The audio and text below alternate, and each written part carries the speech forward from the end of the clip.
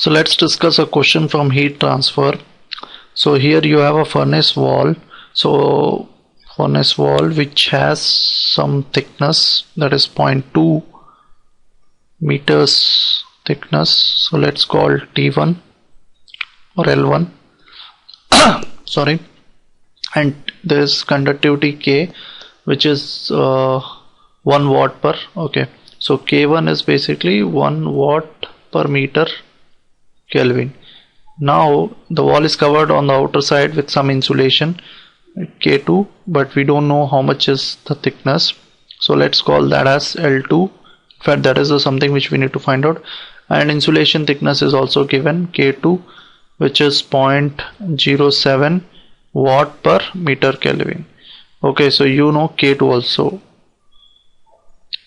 Okay, so now on this side you have the temperature 1250 Kelvin, whereas on the outer side you have the atmosphere 300 Kelvin temperature, and the heat transfer has to be limited. The maximum allowable heat transfer is 900 watt per meter square. So this is a proper case of a composite kind of, not a composite, but it's like layer by layer insulation is provided. So you have two slabs here. Remember that when you have one slab here, okay, and what is the heat transfer through that? So heat transfer is Ka delta T, temperature difference across the slab, by length L. L is nothing but the thickness, remember. Sorry about that. So here, because we are dealing with heat flood, so Q by A goes to the left, so it becomes K delta T by L, and the other way of saying it is delta T by L by K, where L by K is nothing but the thermal resistance.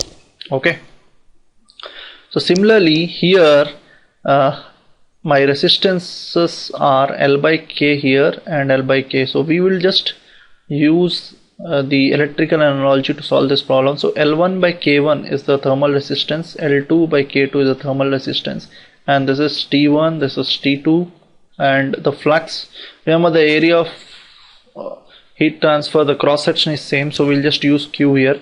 So the Q total will be temperature difference T1 minus T2, okay, by the total resistance, which is R1 plus R2, and because resistances get added up when you have they are in series, so this is L1 by K1 plus L2 by K2, right?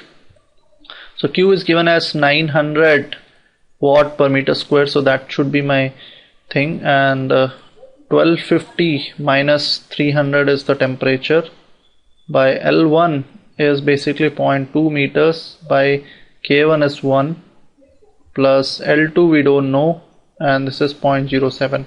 So if I solve this together, I get L2 as 0.05911 meters, and that is when I convert into mm, it's 59.11 mm. 59.11 mm.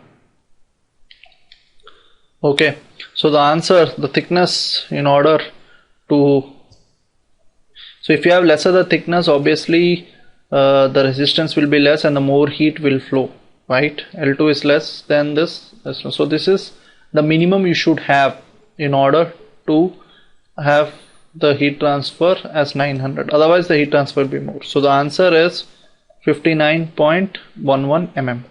Thank you.